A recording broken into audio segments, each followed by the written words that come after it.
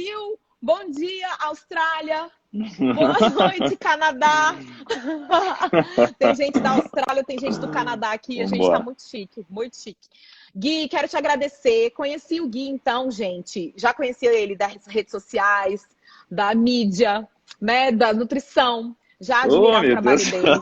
E quando ele entrou, então, no projeto, a gente é do mesmo projeto da UNB, do doutorado. Eu faço doutorado, o Gui faz mestrado, e a gente é do projeto Cinto, que a gente já falou pra caramba sobre esse projeto. Quem segue, tanto ele quanto eu, acho que já sabe o que é o projeto Cinto, né, Gui? E Ah, eu queria que você se apresentasse um pouco, Gui, da sua trajetória, do que você faz hoje, o que você adora fazer antes da gente entrar no nosso tema.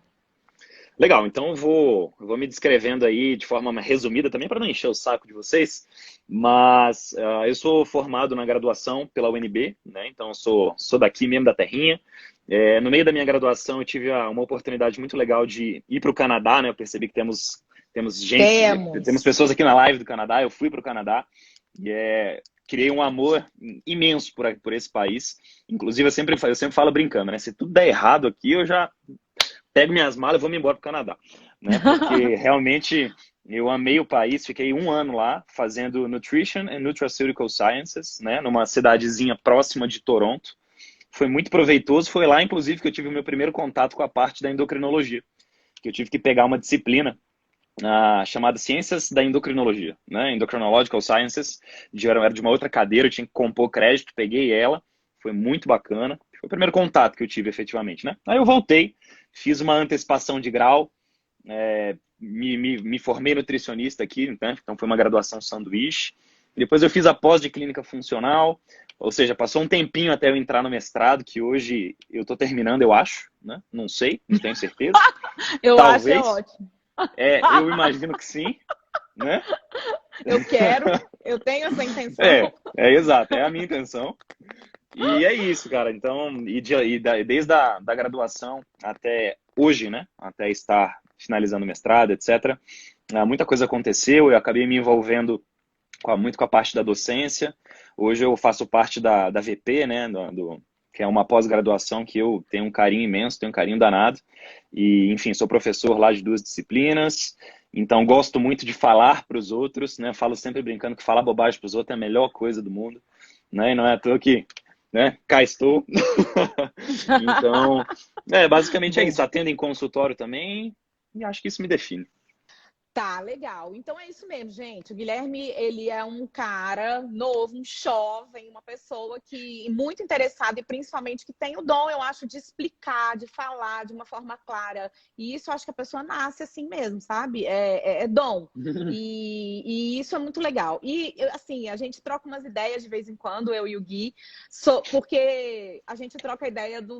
Primeiro, porque nós dois temos empresas, então a gente chora as pitangas, ri junto, chora junto, Exato. ri, chora, mas também por conta da questão da gente gostar de trabalhar com casos complicadinhos, né, Gui? Então a gente gosta mesmo da encrenca nutricional. O paciente, quando vem É, bem encrencadinho, bem cheio de coisinhas, a gente gosta de tratar esse tipo de paciente. Então isso é legal, a é. gente tem essa afinidade, então, em relação à nutrição. E aí, eu propus para ele, porque tem sido muito sua linha, né, Gui, de trabalho, essa questão da saúde hormonal, tanto de trabalho quanto de cursos. Ele tem uma empresa super legal chamada Endonutrir, depois você vai falar um pouquinho disso, Gui.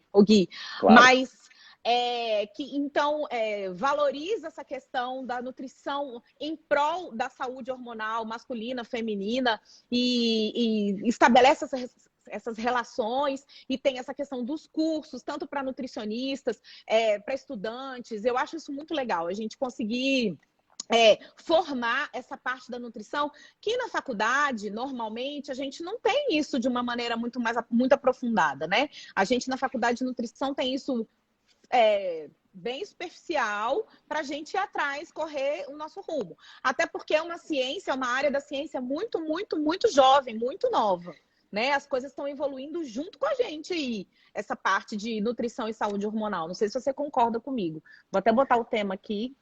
Cara, eu concordo 100%. Enquanto você digita aí, eu vou só dar a minha anuência aí, eu concordo totalmente. A nutrição por si só é muito jovem. Imagina a interferência, o impacto que ela tem com a parte da Sim, endocrinologia, né? Eu sim. tava lendo um artigo dia desses falando, contextualizando historicamente, né, de um autor chamado Eisenstein. E aí quando eu fui olhar, eu falei assim, cacete, o Einstein, ele falou alguma coisa sobre nutrição e saúde hormonal? Não acredito. Aí quando eu bati o olho de novo, eu falei assim, não, é Eisenstein, ok.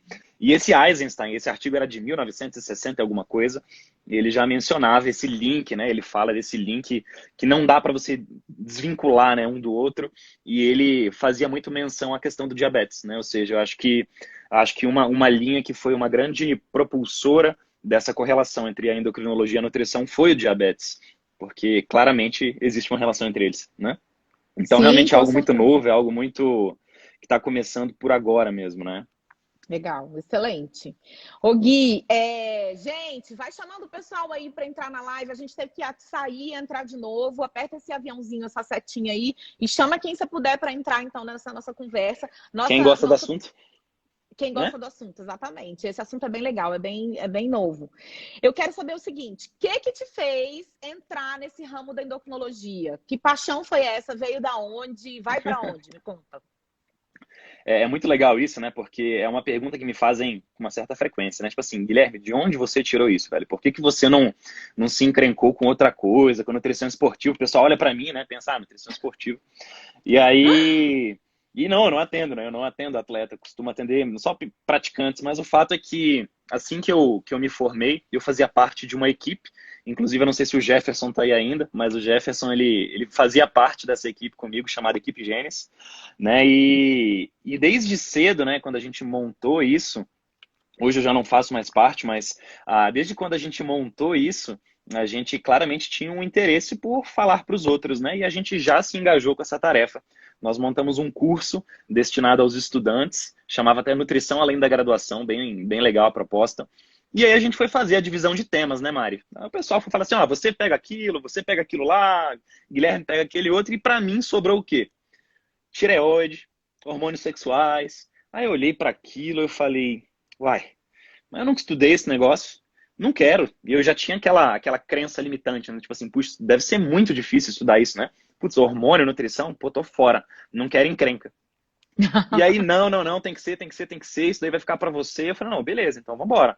E aí eu comecei a estudar, fui muito de mansinho, muito aos poucos, e acabou que eu, cara, criei uma paixão, né? Isso foi em 2014, então, de meados de 2014 até hoje, então eu venho estudando de forma mais contínua isso.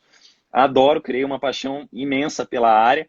Só que é muito engraçado, né? Porque muitas vezes as pessoas pensam assim, poxa, Guilherme, foi um negócio que você ativamente procurou, né? Que você estava desde o início interessado nisso e você foi atrás. Não, cara. Literalmente caiu no meu colo essa bomba.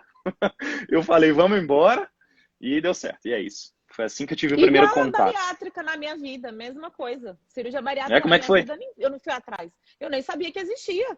E aí, um dia, o doutor Sérgio Arruda, um cirurgião de Brasília, me ligou e falou: Mariana, eu preciso de uma nutricionista. Eu soube que você é uma boa nutricionista clínica. Você não quer trabalhar com bariátrica? A bari o quê? Eu não sabia nem do que se tratava, nem aula na faculdade eu tive disso, pra você ter uma ideia. Então, eu acho que isso é tão bom, né? Porque aí faz a gente correr atrás, faz a gente sair do zero. E é assim, a gente não tem material sobre isso que não artigos científicos É. sobre essa questão da saúde hormonal, nutrição. Então, Pois é. fez com certeza você sair do zero para brilhar aí, Gui. Bom demais, bom Com demais. certeza. E, E é aquela história, né, e me Mari, fala. da zona de conforto, Ah, né? Quando você é é convidado a maravilhoso. fazer um negócio que faz com que você saia da sua zona de É um conforto, desafio, as é um coisas acontecem, desafio. é muito legal. E É, foi isso que aconteceu. Eu imagino que com você também. sim. E me diz uma coisa, o que você, no final das contas, então, viu de relação da nutrição com os hormônios? Vai, me conta aí. O que eu vi de relação? Bom, Que você tem visto? Uhum. bom, o que eu vejo é o seguinte, né? Quando a gente fala dessa interação entre nutrição, hormônio, a gente tem que pensar que a forma com que a gente se alimenta, ela interfere direta e indiretamente nos hormônios, né? E quando eu digo direto, a gente tem que pensar, por exemplo, numa secreção de um hormônio tireoidiano. Se a gente for pegar todo o aparato enzimático e todas as estruturas envolvidas na construção de um hormônio tireoidiano, cara, a gente se depara com uma série de nutrientes. A gente se depara com selênio, com zinco, com vitamina A, com magnésio, com vitaminas do complexo B, com selênio outra vez, com iodo, né? Ou seja, vários componentes acabam sendo recorrentes e acabam sendo muito importantes para que eu consiga construir o hormônio tireoidiano. Então a gente percebe que diretamente, nesse caso, a nutrição ela impacta na fisiologia hormonal. E também indiretamente, né? Então, por exemplo, eu sempre gosto de mencionar que o inimigo número 1 da sinalização da insulina é a inflamação. E a gente sabe que a dieta, a alimentação, ou ela pode ser um fator extremamente pró-inflamatório, ou ela pode ser uma defesa anti-inflamatória para você. Você pode dar os nutrientes de forma com que o seu corpo receba defesas antioxidantes. Então, o que acontece para o receptor de insulina, para o mecanismo da insulina, para o controle da tua glicemia, se você dá na tua dieta coisas antioxidantes? Poxa, você favorece toda aquela via, você favorece o controle glicêmico do paciente, e isso então seria um belo exemplo de uma forma indireta de que a nutrição pode participar.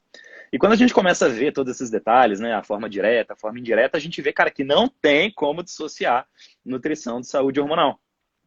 E é bem bacana porque as pessoas... Desculpa aí te interromper. Não, é só porque eu me empolgo. Vai.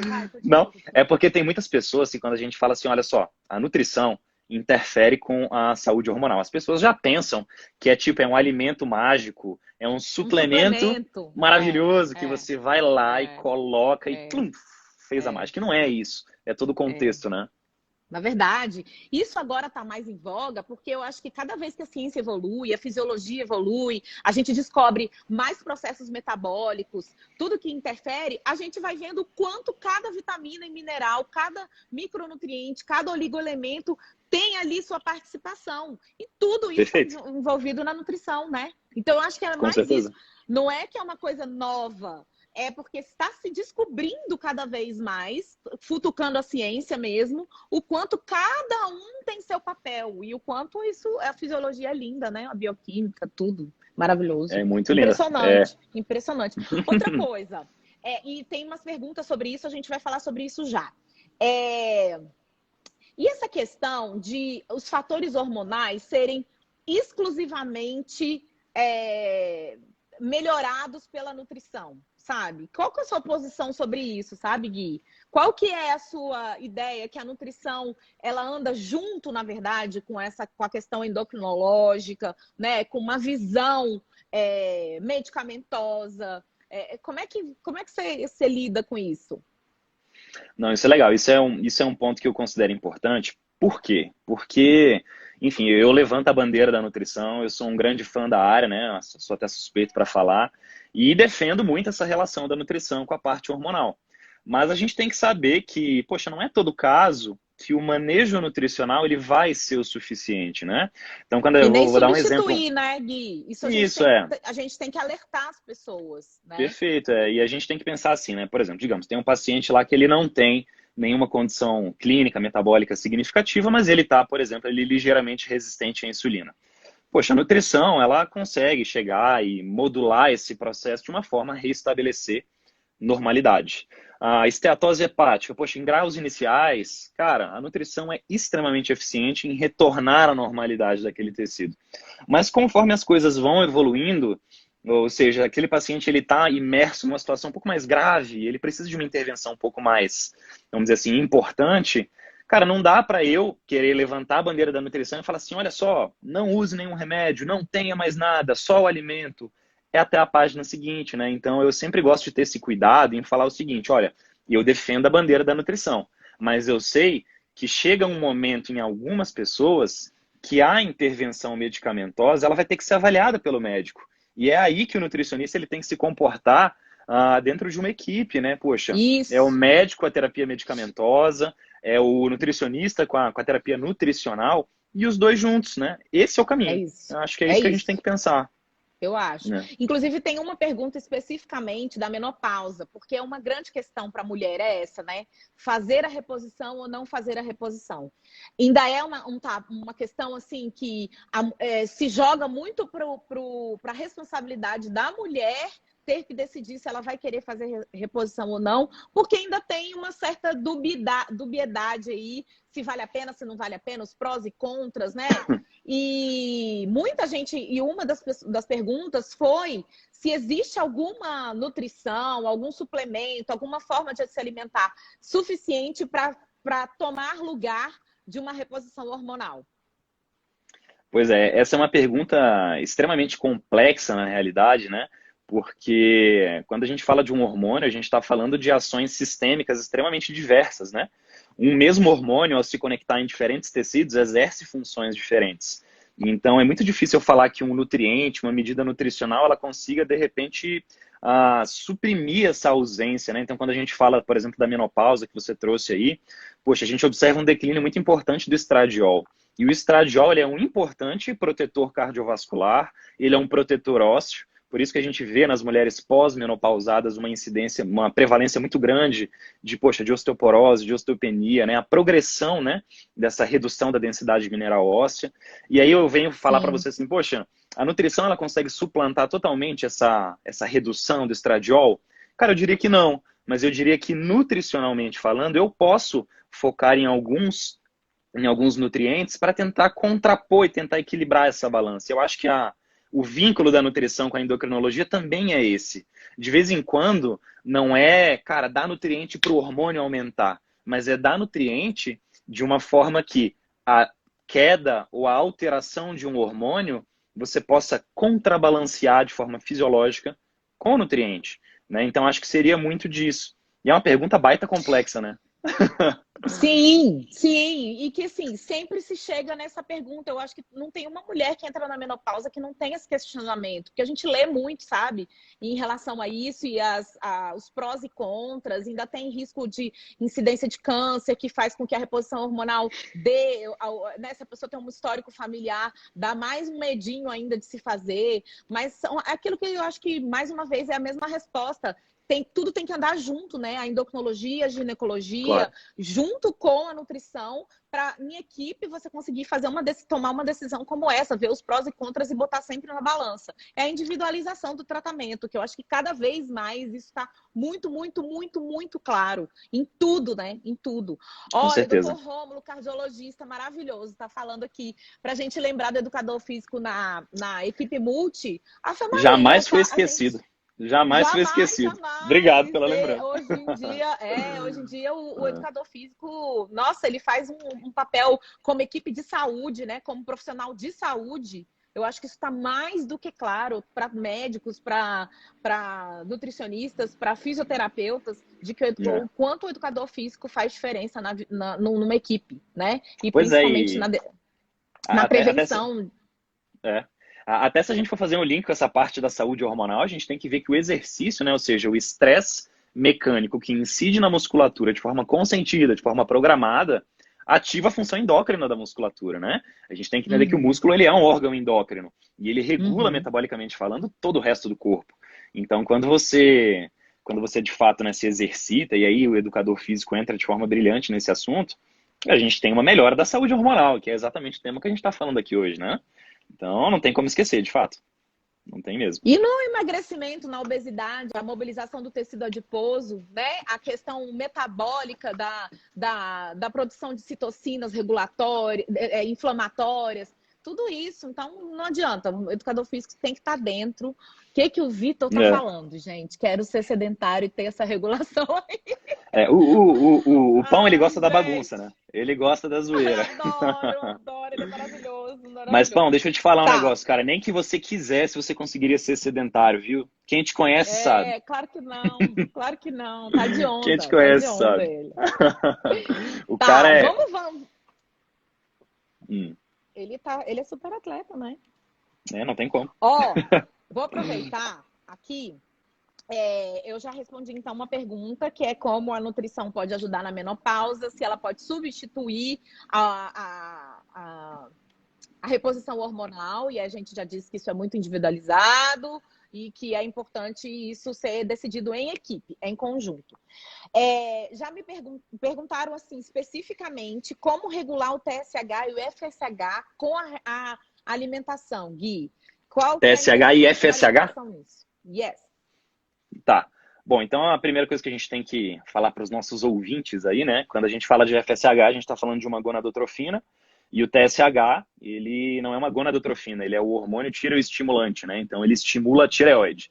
Então, tratando em Isso. miúdos, trocando de forma mais simples aqui, o FSH e o LH, eles sensibilizam as gônadas, por isso chamados de gonadotrofinas, E o TSH sensibiliza a tireoide, né? Então, ambos, tanto o TSH quanto o FSH, eles são hormônios hipofisários, são da hipófise, mas eles atuam em locais distintos, né? E o que a gente sabe é o seguinte, né? Quando a gente fala do TSH, cara, esse TSH, ele é pano pra manga, viu, Mari? Porque quando a gente começa a estudar todas as correlações, cara, tem muita coisa. Uma das coisas mais chocantes que eu já vi é que, cara, o TSH, ele tem receptor em tecido adiposo, ele tem receptor como é que é o nome? Em osteoblasto. Cara, então, tecido ósseo, tecido adiposo, tecido muscular, todos têm receptores para TSH. Então, a ação dele, na verdade, é muito ampla. E como é que a alimentação ela entraria nisso, né? A forma mais clara de interação da dieta com TSH é por meio do iodo, né? Ou seja, quando a gente tem uma redução do aporte de iodo, lembrando que ele está presente, por exemplo, em algas marinhas, ele está presente em frutos do mar, mas também em derivados lácteos, etc. Então, quando eu tenho uma privação muito grande desse iodo, que é o substrato fundamental para a construção do hormônio tireoidiano, TSH tende a aumentar. Então, essa é a primeira coisa, eu diria que é a mais importante associada a essa oscilação, a essa flutuação. Mas tem vários casos, Mari, por exemplo, resistência insulínica, já tem indícios de que na depressão, em dislipidemias muito severas, esse TSH ele flutue também, ele se modifique de forma muito importante. Então, toda e qualquer medida nutricional que venha a resolver essas questões, por exemplo, uma dislipidemia muito severa, uma resistência insulínica, um processo inflamatório sistêmico, tudo isso, né, tudo que possa vir para ajudar nesse sentido, consegue ajudar o TSH, tá bom? E quando a gente fala de Pois é. FSH, deixa eu só fazer o link do FSH aqui, do LH também, tá? Não podemos esquecer deles.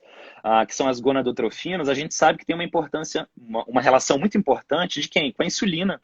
Então, a insulina, né, ou seja, o meu padrão de consumo, se eu como demais, se eu como refinado demais, se eu como carboidrato percentualmente na dieta demais, tudo isso estimula, né, as minhas secreções pós-prandiais de insulina. E quando eu tenho muita insulina circulando, eu altero o pulso do LH e do FSH, que estão diretamente associados com esteroidogênese, né, ou seja, síntese de hormônios esteroidais, estão associados à foliculogênese, estão associados à espermatogênese, meu Deus, é muita coisa. Então, principalmente a insulina nesse caso, né? Entendi. Deu para responder? Eu ia te perguntar do iodo, deu? Eu ia te perguntar do iodo, porque assim, tá uma onda de suplementação de iodo, né? A gente e aferição de iodo proteico no sangue, e a gente fica preocupado às vezes com essa, na verdade, modulação sem necessidade, e isso pode poder alterar e trazer outros efeitos colaterais da suplementação do iodo, né? Já peguei vários pacientes que vêm suplementando iodo e eu pergunto quem suplementou, fala, eu li em algum lugar que era bom, a gente mora no Cerrado, não tem mar aqui, então é melhor a gente suplementar iodo. O Lugol, open bar de Lugol, é isso aí, Vitor. Credo, não? Eu tenho ficado muito preocupada com isso. Então é bom a gente alertar as pessoas também em relação a isso, né? Primeiro, a quantidade de iodo que a gente precisa na alimentação, que não é uma quantidade muito grande, né, Gui? Fala um pouquinho mais, você sabe mais que eu disso. Imagina. Não, o nosso sal ele é fortificado, né? Então, se a pessoa tem um consumo regular, né, e não episódico de sal, lembrando que o sal aqui, a gente não precisa entrar no mérito da questão cardiovascular, etc., mas se a pessoa tem uma boa alimentação e tenha, né, o acréscimo de um salzinho aqui e ali, isso não vai trazer problemas. Esse sal, ele já é fortificado, né? Ele tem esse acréscimo do iodo. Se a pessoa come, por exemplo, iogurte, derivados lácteos, se ela tem, de repente, alguma oportunidade de comer alguma alga, né, coisa nesse sentido, ela consegue ter um aporte interessante, né? A gente sabe que em alguns momentos da vida, por exemplo, na gestação, na lactação, pode ter uma demanda um pouquinho aumentada desse iodo, né? Até nossas queridas colegas lá da UNB, a Isis, a Érica, estão envolvidas em projetos assim, né? Um grande beijo para elas. Elas não estão aqui, eu imagino, mas fica registrado o beijo, né? Fica registrado o beijo. Então, são momentos que talvez você precise um pouco mais, mas se você tem uma alimentação, vamos dizer assim, saudável no contexto geral, você com certeza consegue manter esses níveis, né? E a questão que você tocou no assunto, né, de suplementar iodo, de usar Lugol, tem que ser muito cuidadoso, né? Porque o que é o Lugol? O Lugol ele é uma substância, ele é o iodeto potássico, né? Então ele tem uma concentração muito alta de iodo, muito alta mesmo. E o nosso corpo, quando ele está submetido a uma situação muito alta de iodo, acontece um efeito chamado efeito Wolff-Chaikoff, né? É um nome meio estranho, mas o que é esse efeito? é um efeito que temporariamente suprime o processo de construção do hormônio tireoidiano. Eu digo temporariamente porque se você suspende o corpo, ele tende a voltar à normalidade. Mas se é utilizado por muito tempo, esse processo estanca um pouquinho a construção do hormônio tireoidiano, uma vez, poxa, está entrando muito iodo, né? É um mecanismo de autoproteção da glândula tireoide. Então ele começa a montar um pouco menos de hormônio tireoidiano. Só que qual que é o problema? A gente tem vários trabalhos mostrando hoje que isso pode ser o gatilho para uma tireoidite autoimune, por exemplo, uma tireoidite de Hashimoto, que é extremamente prevalente, certo? Então é um cuidado muito grande. De vez em quando as pessoas vêm tomando de forma desavisada esse Lugol, ou mesmo que não seja Lugol, uma suplementação prescrita, né? E aí a pessoa aperta a mão no iodo, e aí isso pode acontecer, né? Temporariamente, efeitos bons, no longo prazo, no médio prazo, problemas de caráter imune, né? Então, Viu, muito cuidado. gente? É muito cuidado mesmo. A gente não pode ficar lendo os trem assim e aplicar pra gente sem nenhuma, sem nenhum critério. Olha, perguntaram quais são os níveis adequados de TSH, Gui. Como é que tá isso? O TSH? Bom, o TSH ele tem uma margem laboratorial, que é obtida através de uma análise populacional. E isso a gente observa que nos exames gira em torno de 4,7, 4,8. Mas a literatura já é bem enfática em dizer que os níveis ótimos abaixo de 2,5. Tá? Então, abaixo de 2,5 é onde a gente quer colocar o nosso paciente. Principalmente aqueles que já estão tratando com hormônios, né, que já são hipotiroideios por alguma causa, e isso fica bem mais claro. Pacientes também que tiveram câncer de tireoide, fazem reposição hormonal porque tiraram a glândula, e aí os endócrinos têm tentado também manter em níveis mais baixos ainda, para suprimir um pouco essa questão da atuação da glândula e, de repente, de um retorno do tumor e tal. Legal. Então, depende de cada paciente, mas geralmente não se usa a gente não usa aquele parâmetro laboratorial. Dependendo de alguns casos, é importante o nível ser menor ainda do que o parâmetro laboratorial. É isso que a gente quer dizer, né? Com certeza. O que mais? Deixa eu ver aqui se tem mais alguma perguntinha, gente, enquanto isso. Mas eu tenho outras aqui, que o doutor Rômulo fez umas perguntas legais para mim, olha. Umas meio punk, assim, que eu não sei responder, não. Ainda bem que o Guilherme tá aqui. Ai, meu Deus, hein? Eu falei para ele, Rômulo, eu vou estudar antes da live, tá? Não, mas uma coisa legal que ele perguntou foi se amendoim e ostra se realmente ajuda na andropausa. Legal, legal. Bom, o que acontece, né? Quando a gente fala de amendoim e de ostra, quando a gente fala de amendoim e de ostra, bom, a ostra, ela, quando a gente fala de alimento, é a maior fornecedora de zinco que nós temos, né? Então, da mesma forma que a castanha do Pará está para o selênio, as ostras estão para o zinco, né? Então, ela tem uma porrada de zinco, e o zinco ele é super importante para a construção da testosterona. Então, criou-se essa analogia, mas a gente sabe que o zinco ele não vai aumentar, ele não vai potencializar a síntese de testosterona por meio da dieta numa pessoa adequada, né? Então, por exemplo, se eu tenho uma alimentação regular, a gente tem que lembrar que o zinco está muito presente em carnes, né? Em produtos de origem animal. Então, se eu tenho uma alimentação que provê o zinco de forma adequada para mim, tá? Isso eu estou me dando como exemplo, e eu querer consumir uma ostra, um amendoim a mais para tentar aumentar a testosterona, isso não vai necessariamente acontecer. Pode vir a acontecer se aquele paciente está com níveis extremamente baixos de zinco, vamos pensar em 50, 60, 70 de zinco, muito baixo, né? Aí beleza, aí se você consumir, esse zinco sobe e ele corrobora o processo de síntese da testosterona. E a questão da andropausa, poxa, porque na andropausa, declínio de testosterona, a gente tende a achar que dar mais zinco vai ajudar nesse caso, não necessariamente. Então, assim como em vários outros processos, a gente corrigir deficiências é que, na verdade, vai ajudar e vai melhorar essa saúde hormonal. E não necessariamente dar a mais, comer ostra de manhã, de tarde, de noite, para ficar uma testosterona lá em cima. Até porque essa questão da testosterona também é muito discutida, né, Gui? Claro. Eu queria só complementar com um negocinho que eu falo em sala de aula, geralmente, porque eu dou aula de prescrição e formulação magistral, né? Então, sim. Cara, eu falo 20 horas para os alunos de suplementação. E eu sempre falo de uma teoria, eu não sei se fui eu que inventei, mas eu trato como minha, tá? Que é a teoria do copo cheio.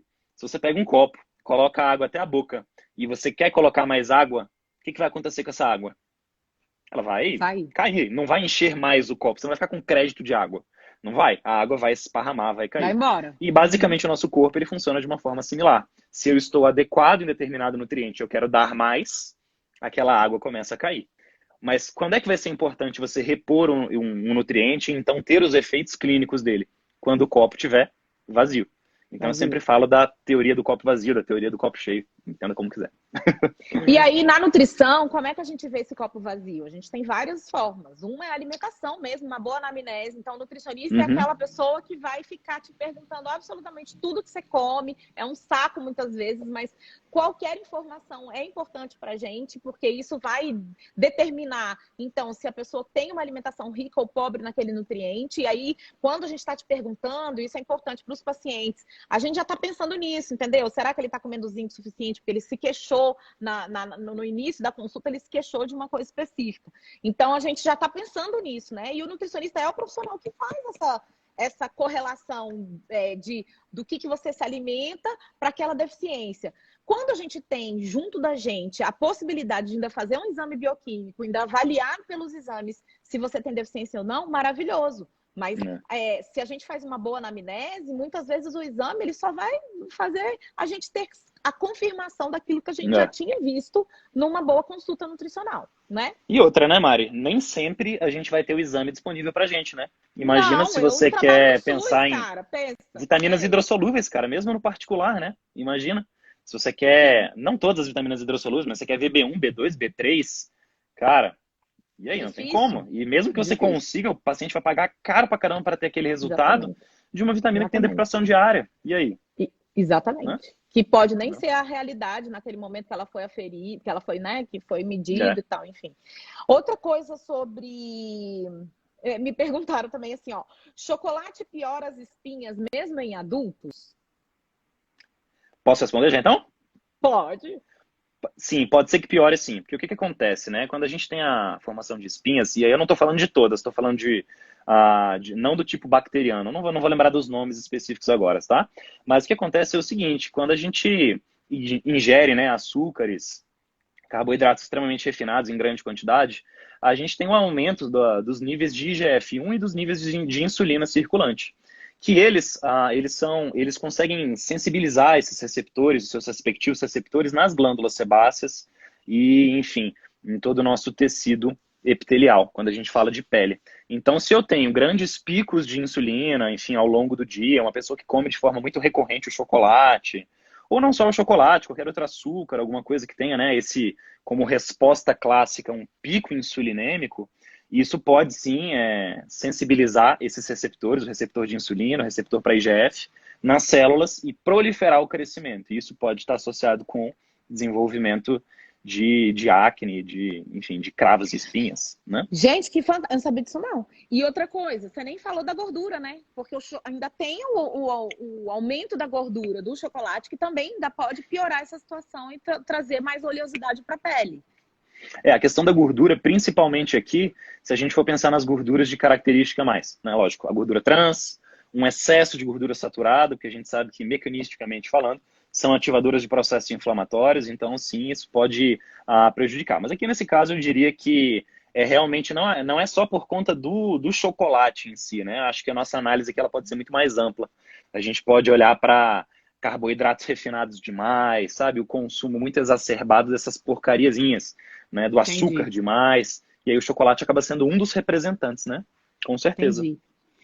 A gente nem combinou uma coisa, mas eu queria tanto que você falasse sobre uma coisa que eu sei que você sabe falar sobre isso, que é Ai, meu sobre essa Deus. questão dos... Não, é tranquilo. Que é uma coisa que é aquilo que a gente tem estudado também sobre os disruptores endócrinos, né, Gui? Que eu acho que são coisas que a gente tem, assim, tem sido novidade pra gente hoje. Eu queria que você falasse um pouquinho sobre isso, sobre essa Legal. questão de alguns componentes, não necessariamente alimentares, mas que estão envolvidos no processo de alimentação e que podem interferir, sim, na nossa saúde hormonal. Perfeito. Então, assim, esse é um assunto muito legal, Mari, realmente é algo muito novo e que até assusta um pouquinho quando a gente começa a estudar um pouco mais. E só para Sim. que todo mundo caminhe no mesmo ritmo que nós aqui, quando a gente fala de disruptores endócrinos, nós estamos falando de toda e qualquer substância, seja ela química ou não, que consegue interferir no processo de sinalização dos hormônios, qualquer que seja ele, tá? Não estou sendo específico nem seletivo. A gente tem disruptores endócrinos para tireoide, hormônio sexual, para tudo quanto é hormônio, tá? E então, essas substâncias, e a Mari mencionou, né, que podem estar em contato com o alimento, via de regra, essas vão ser mais as químicas, né? E aí a gente tem, por exemplo, já relatos hoje de que fertilizantes, agrotóxicos, resíduos plásticos, todos eles podem ser vistos como disruptores endócrinos. E de vez em quando acaba que a gente não tem muito controle do que consegue, do que vai estar em contato com o alimento, né? Então a gente tem que ser muito, vamos dizer assim, sábio e muito seletivo na escolha deles, de forma a evitar essa exposição. Então, por exemplo, preferir alimentos orgânicos, ter, por exemplo, preferência por alimentos que não tenham ficado em contato com aqueles plásticos que fecham, né, os recipientes. Por exemplo, eu tenho uma marmita, eu vou almoçar, e aí tem aquele plásticozinho, né? E lá vou eu, pego aquele plástico e coloco no micro-ondas, né? Ou seja, todas essas coisas que aumentam a exposição desses resíduos com o meu alimento podem aumentar, né, essa concentração dos tais disruptores endócrinos. Entendi. Ó, tem uma pergunta aqui. Ela está perguntando se a queda de cabelo e indícios de calvície é sinal de desregulação hormonal ou falta de nutrientes. Isso foi uma indireta pra mim, é isso.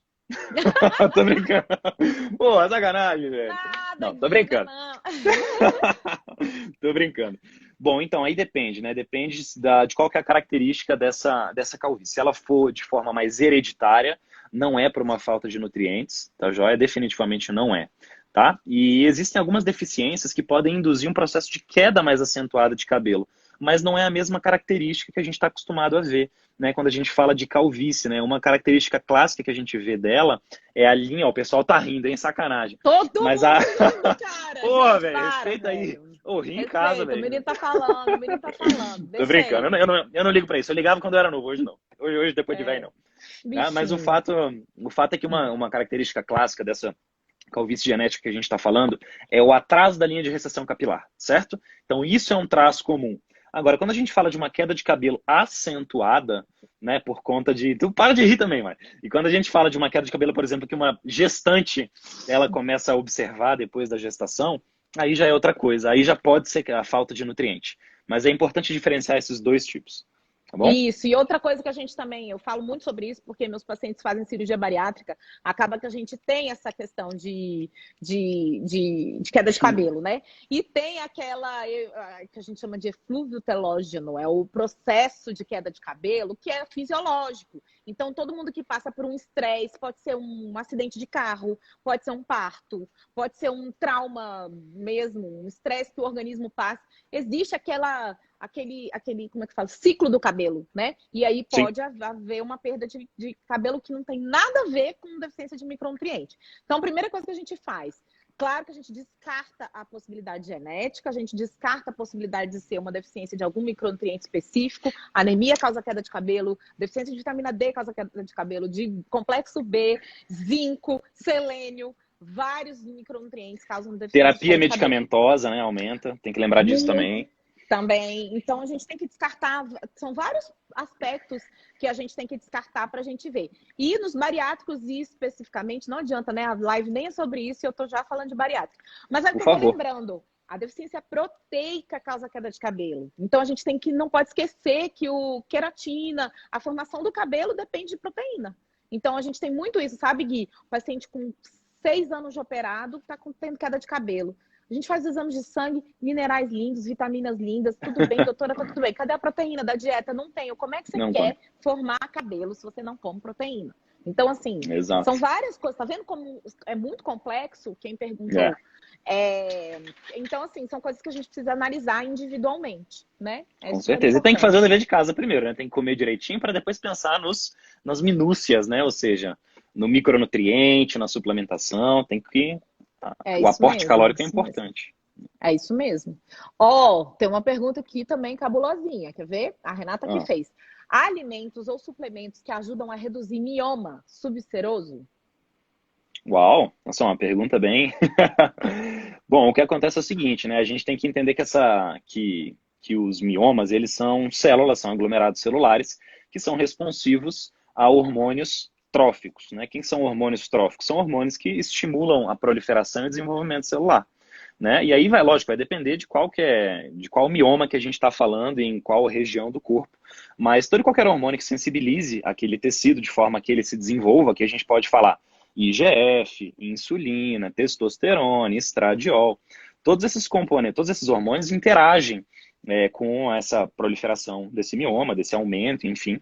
E aí a gente pensa na nutrição, de que forma que ela pode intervir com estes determinados hormônios, direta ou indiretamente, que nem a gente falou lá no início da live, né? Então, assim, é uma pergunta que ela já aparenta complexa e a resposta é mais ainda. Mas eu acho que é mais ou menos por aí, tá? É porque é individualizado também, né? Mas a Claro. nutrição eu sei que pode ajudar muito, dependendo de como esse mioma se comporta e que consequências ele traz também para o paciente, por exemplo, de sangramentos, né?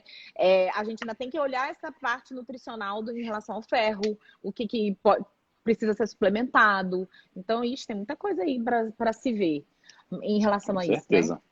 Muito Uhum. legal. O que mais, Gui? Deixa eu ver aqui se tem mais alguma Você perguntinha. está Eu voltando quero nas muito que você perguntas, né? fale, eu tô voltando, mas eu Hum. quero muito que você fale um pouco, enquanto eu tô voltando aqui, sobre o Endonutri, sobre o N Plus. Né? Aproveita, cara, fala aí um pouquinho Ah, para legal. nós. Não, então, assim, a Endonutri, que nem a gente estava falando lá no início da live, né? Foi uma empresa que eu criei justamente para para fundir, né? A endocrinologia com a nutrição, por isso endonutrir, né? Aí tem um Rzinho no final, tá? Não é endonutri, não, é endonutrir. Ah, e aí o fato foi isso, né? Foi uma forma que eu percebi de instrumentalizar esse meu amor por esse estudo, né? Pela nutrição, pela endocrinologia, e acabou que o negócio tomou uma proporção que agradou, né? A gente estava desenvolvendo conteúdo, e conteúdo assim, sem fins lucrativos, né? A gente vinha, entrava no Instagram, fazia um postzinho, até que eu conversei com um endocrinologista que está junto comigo na empresa, né? O João, o Dr. João Mesquita. Inclusive, um grande abraço para ele. Ele não está aqui, mas eu deixo o abraço de qualquer forma. Um dia ele vai Cadê o ficar sabendo. João? Cadê o Pois é, um dia João, ele vai ficar gente? sabendo. Mas o fato é que aí eu conversei com ele, eu falei, cara, João, vamos fazer um curso aqui? E vamos fazer um curso de exame da tireoide? Aí ele falou, pô, beleza, vamos embora. Aí a gente foi, fez o curso, ele quase 6 horas de curso a gente tem, né, de interpretação de exames da função tireoidiana, e colocamos para vender, né? Tipo, pô, vamos vender o curso agora. Cara, e deu super certo, foi um retorno que a gente nem esperava e nem queria que tivesse, era só tipo, poxa, estamos aqui estudando, é o que a gente ama, ele é endócrino, eu sou nutri, né, que gosta dessa área. E, cara, deu tão certo que eu falei, ah, não, gostei disso, gostei de fazer a aula, gostei de vender a aula, foi prazeroso em todas as etapas. Eu falei, não, vamos formalizar esse negócio. Aí veio o CNPJ, aí veio os impostos, aí veio as encrencas, e aí Os hoje ainda boletos. Nutri, os boletos. Mas, isso faz parte. É, é, E tem toda a parte prazerosa da coisa também. E acho que é muito legal. E agora, eu acho assim, Gui, tem que ter alguém que faz isso, gente, pela é. gente, entendeu? Então, que seja você, que é um menino muito E é um, sabido, muito e é um esperto, muito nicho muito esforçado. específico, né, Mari? Você mesma que está por dentro dessa questão da capacitação, você, poxa, está terminando o doutorado daqui a pouco, né? Você é o ápice da capacitação em nutrição. Mas você sabe que é uma área muito pequena, que é difícil encontrar pessoas que falam desse link estreito, né? E aí eu Sim, vi nesse link uma oportunidade de, enfim, de trazer informação para o pessoal, e é isso que eu tenho tentado fazer com a querida Endonutrir.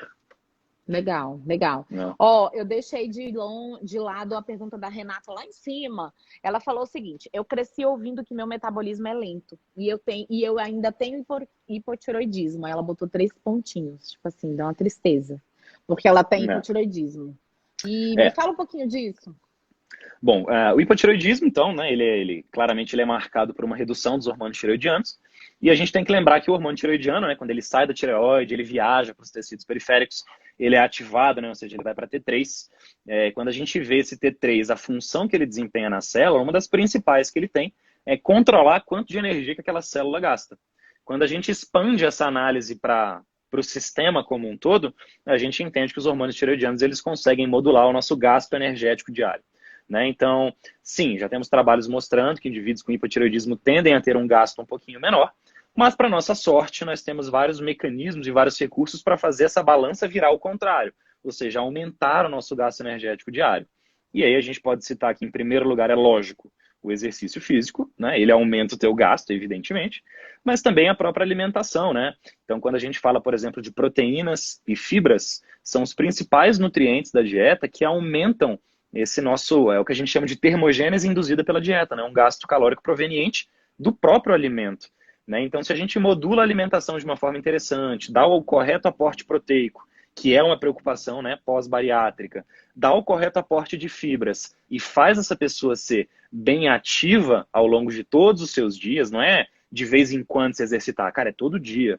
A gente consegue meio que contrapor essa redução da queda dos hormônios tireoidianos no gasto energético, tá? Então, seria mais ou menos por aí. Legal. A Cris está perguntando se o hipotireoidismo melhora depois da cirurgia bariátrica. Então, lembrando que não, tá, gente? Na verdade, não tem essa relação. Na verdade, assim, paciente que é obeso, ele tem, por exemplo, se ele tem um Hashimoto, que é um hipotireoidismo autoimune, a gente sabe que as doenças autoimunes, elas são melhor controladas, podem ser melhor controladas em longo prazo depois da cirurgia bariátrica, porque a obesidade é um fator inflamatório que pode piorar essa condição. Mas jamais curar, e não existe essa promessa, sabe? De que você tem hipotireoidismo, então faz cirurgia bariátrica, emagreceu, o hipotireoidismo curou. Igual, por exemplo, diabetes, que a gente sabe que tem uma remissão importante, a hipertensão tem uma remissão importante, steatose hepática e todas as outras comorbidades. Mas não acontece com a tireoide, porque a tireoide tem uma questão hormonal, que é uma questão que a cirurgia bariátrica não interfere, né? Não tem interferência. Posso fazer um acréscimo nisso aí? Claro, claro. Tem um tipo de paciente, na verdade não é o que tem o hipotireoidismo propriamente dito, mas o paciente com hipotireoidismo subclínico. Ou seja, os hormônios tireoidianos eles estão estáveis, estão minimamente estáveis, e o TSH começa a ficar crescente. Para essa pessoa, né, e geralmente o hipotireoidismo subclínico ele é secundário à obesidade, ele provém de problemas metabólicos. Quando você faz a cirurgia metabólica e faz o paciente perder 30, 40 quilos, cara, os hormônios tireoidianos começam a responder bem.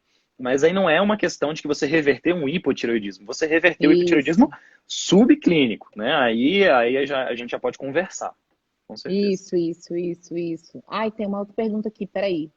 Alimentação e autismo. Pode falar o que ajuda? Eu sou mãe de um autista e um menino com TDAH. Foge um pouquinho do nosso tema, Olha, né? mas assim, eu vou ser bem honesto, essa área do autismo e alimentação, cara, é um universo à parte. E eu confesso que se eu fosse te responder aqui agora, seria de uma forma mais superficial, então eu prefiro Eu dizer que também. não é minha Eu alçada. Te peço também. perdão, né? Ó, vou atrás, tá? De alguém que fale sobre alimentação e autismo. Vou deixar você sem resposta, não. Mas nessa live a gente vai falar mais dessa questão mesmo de saúde hormonal. Como melhorar a espinha nas costas? Começou depois que eu aumentei o consumo de proteína. Ah, também. Não tem muito a ver com a nossa. O Gui falou um pouquinho sobre essa questão de É. espinhas, né? Que está muito relacionado, ao contrário do que a gente pensa, só a gordura, a também um consumo muito grande de carboidratos refinados, né, Gui?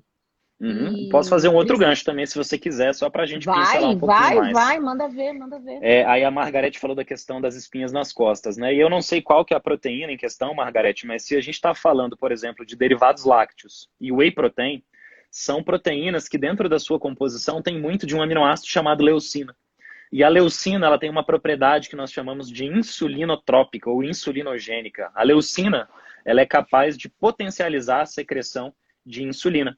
E a insulina pode sensibilizar os receptores lá das glândulas sebáceas e desenvolver cravos e espinhas ou potencializar eles, tá bom? Então tem muita gente que consome muito derivado lácteo, ou que toma whey protein 1 ou 2 doses por dia e começa a sentir cravos e espinhas, é por causa disso, tá bom? Uau, foi lindo, que resposta excelente, adorei.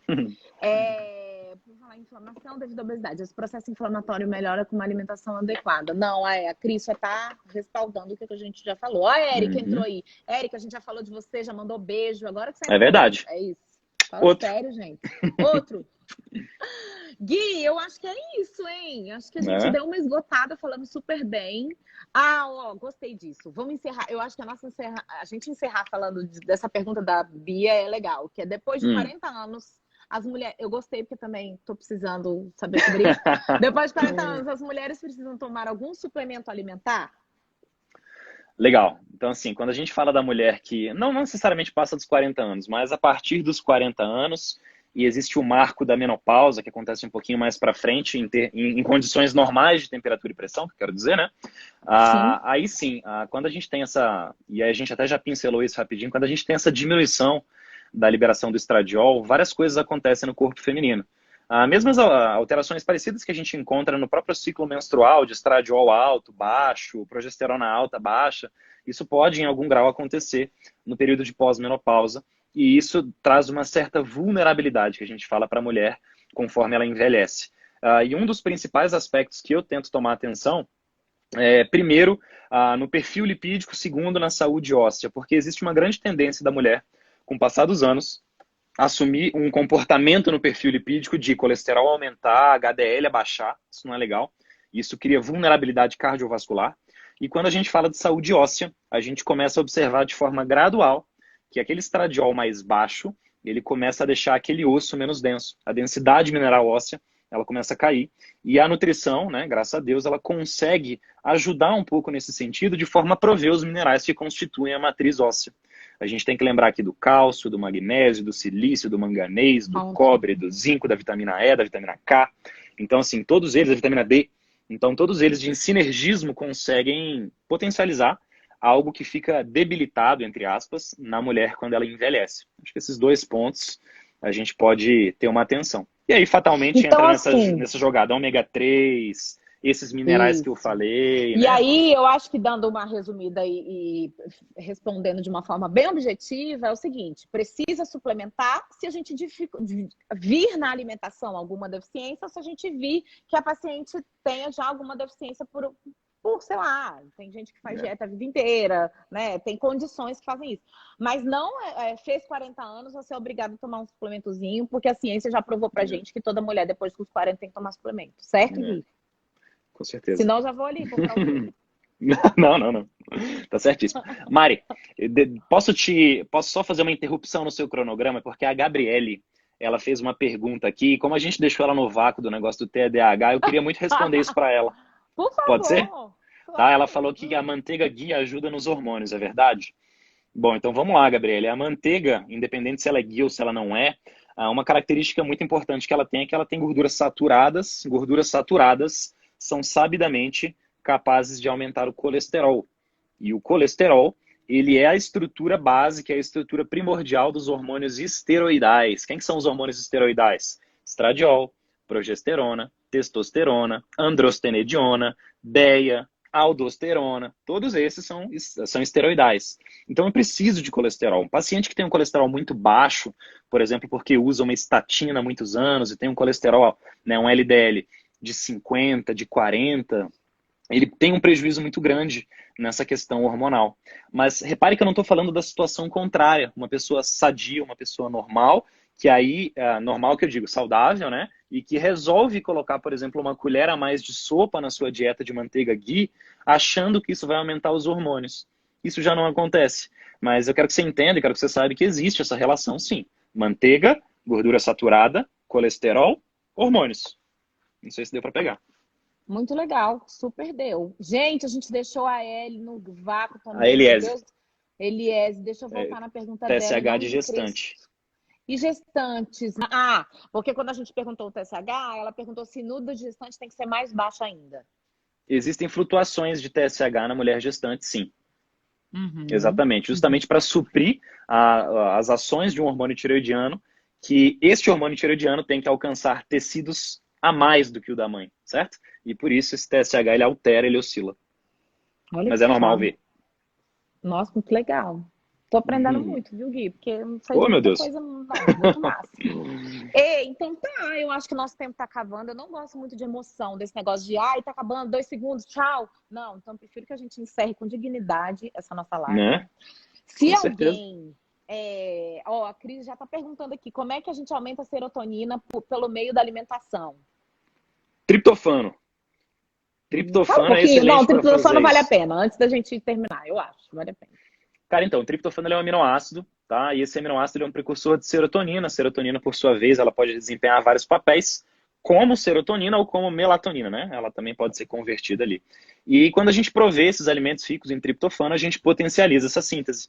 Um exemplo clássico disso, banana e kiwi. A gente tem até estudos, trabalhos, né, ensaios clínicos, mostrando que o consumo de 2 kiwis antes de dormir melhora a qualidade do sono em paciente, contra o grupo controle, né, o grupo que não recebeu. Uhum. Então, é basicamente isso, né? Você prover alimentos ricos em triptofano, Que legal, que massa. né? Wilson, um beijo para você, queridão. Grande Obrigada Wilson! por estar com a gente aqui até o final. Coenzima Q10. Eita, o povo tá me sugando. Show! Ó, Ca- fala.